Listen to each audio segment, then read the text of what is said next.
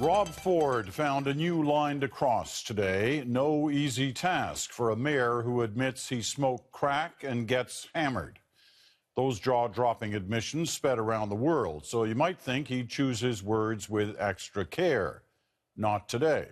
In front of the cameras, yet again, he let loose with language many found deeply vulgar.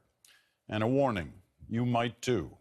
Senior correspondent Adrienne Arsenault has all the details. As soon as you use the word release, apparently feeling a little helpless, Toronto City Council members have now resorted to the power of symbolism, turning their backs on the mayor while he speaks.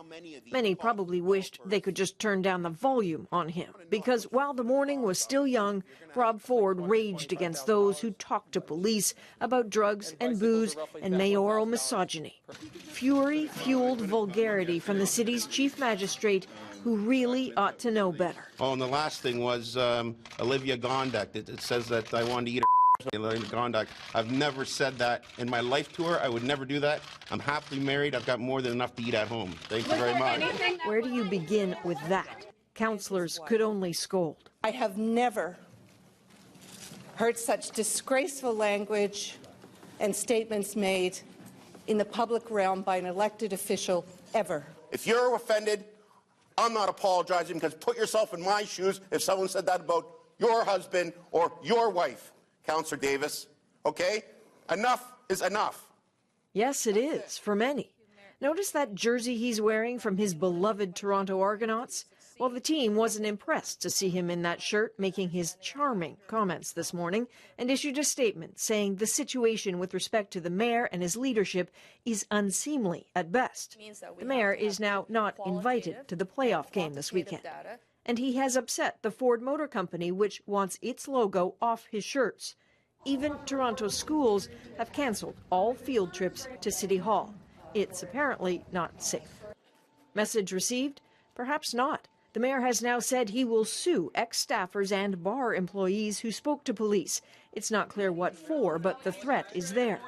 And something else hangs in the air, an aside he made today about drunk driving. I might have had some drinks and driven, which is absolutely wrong. I'm not perfect. Maybe you are, but I'm not, okay? And I know none of you guys have ever had a drink and got behind the wheel. I know that. He was actually charged with that in Florida, but the suggestion that he may have since driven drunk and to seem to make light of it, imagine how that sits with an activist who lost her son and her father to drunk drivers. Mayor Ford is fortunate that he hasn't killed somebody, he hasn't injured somebody. And my plea is to him to really, take a look at what's going on. Please, this is really serious. Of course it is. Serious, too, is the matter of what on earth happens next for governance of Toronto. Ontario's premier suggested the province may at some point need to step in, and councillors still seem to be searching for a way to oust the mayor. He surely won't go quietly, is still stubborn about staying put.